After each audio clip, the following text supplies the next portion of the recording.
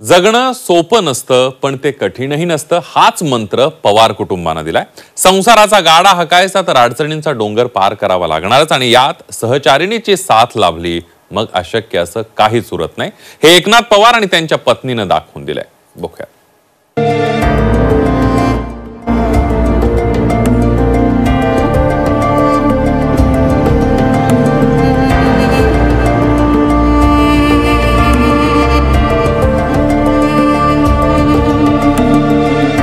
5 जणांचं कुटुंब, राहायला छप्पर नाही, हाताशी पैसे नाहीत, मग कुटुंबाचा गाडा हाकायचा कसा?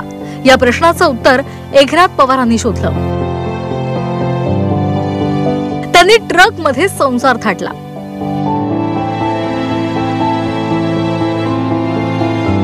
काहींना त्यांच्या जीवनात संघर्ष चुकत नाही, पण म्हणून ही मंडळी हारही मानत नाहीत।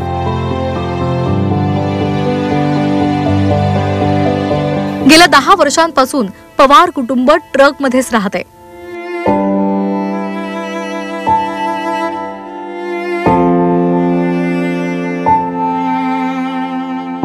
बुलढाण्यामधल्या एका गावचे रहिवासी असलेले पवार ट्रक चालक आहेत। त्यांच्या पत्नीसह 2 मुली ट्रक मध्येच राहतात। एक मुलगी गावात असते।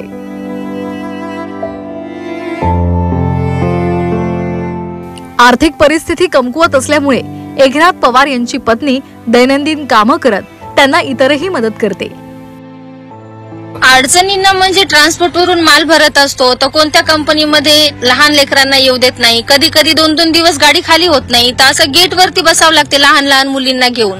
मग यांच्या शाळेचा एक प्रश्न होता, तुम्ही जरी शिकवताना आम्हाला दिसल्या, कसं दैनंदिन रोजचं जीवन असतं, स्वयंपाक कुठे होतो, कसं राहतात, काय कसं करता सगळं? मला आता 3 मुली आहेत। मोठी मुलगी माझी काजल आहे, तिचं नाव, ती 9 वर्षाची आहे, आणि दुसरी मुलगी माझी दर्शना 6 वर्षाची, आणि ही तिसरी मुलगी आराध्या माझी, ती 5 वर्षाची आहे। ह्या 3 मुली आहेत, त्याच्यातून माझी एक मुलगी घरी राहते, गावाकडे असते। तर ह्या 2 मुलींना मी स्वतः शिक्षण शिकवते। आता म्हणजे अनपड पण त्या राहिल्या नाही पाहिजे। मला कसं वाटते, निदान त्यांना शाळेमध्ये प्रवेश तर आपण देऊ शकत नाही, पण किमान ते त्यांचं स्वतःचं नाव वगैरे तर सही करायला पाहिजे ना, म्हणून मी स्वतःहून त्यांना शिक्षण शिकवते गाडीमध्येच। पवार नागपूर, पुणे, नागपूर या दरम्यान मालाची वाहतूक करतात। या ट्रकसाठी त्यांनी कर्ज काढलं। एकीकडे ट्रकचे हप्ते, तर दुसरीकडे कुटुंबाचं पालन पोषण करताना त्यांची तारेवरची कसरत होते। पण पैसे वाचवून एखादं घर घेता यावं यासाठी त्यांनी ट्रक मध्येच राहण्याचा निर्णय घेतला।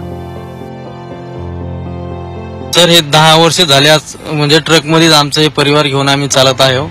कारण की कसं आहे की आम्हाला राहायला घर नाहीये, लेकरं बाळांना शिक्षण करायला सुद्धा माझ्याकडे पैसे नाहीये, आणि दुसरी गोष्ट ही गाडी स्वतः घेतली तर माझ्या म्हणजे स्वतःची घेतली तर म्हटलं किन्नर ड्रायव्हर ठेवायचं हे नाहीये। पैसे ठेवून पाहिलं किन्नर ड्रायव्हर, पण ते काही एवढं हे म्हणजे जे आपल्याला उरतात तेच पैसे घेऊन टाकतात। मग म्हटलं आपल्याला चला बा, तेवढेच पैसे जर आपल्याला शिल्लक राहिले, आपण कुठंतरी एक प्लॉट घेऊ 2 कमी पैशामध्ये, आणि तेवढ्या पैशामध्ये म्हटलं आपण आपल्या पोरीचे लेकराचं शिक्षण आपण वगैरे करू म्हटलं। पण ट्रक मध्ये राहणं काही सोपं नाही। सतत प्रवासामध्ये असल्यामुळे मुलींना शाळेत घालता येत नाही, कधी कधी उपाशी राहावं लागतं। तसंच आरटीओ आणि वाहतूक पोलीसही त्रास देतात, अशी व्यथा पवारांनी मांडली आहे।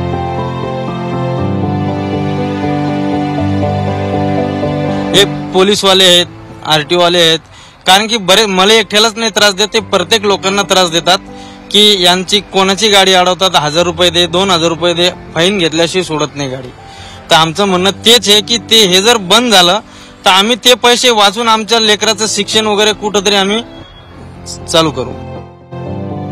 जीवन एक प्रवास असतो असं म्हणतात, पण एकनाथ पवार आणि त्यांचं कुटुंब प्रवासात जीवन जगतंय। ही संघर्षमय कहाणी ऐकल्यावर गुलजारांच्या 2 ओळी आठवतात। मुसाफिर हूं यारो, ना घर है ना ठिकाना, मुझे चलते जाना है। अमर काणे, झी 24 तास, नागपूर।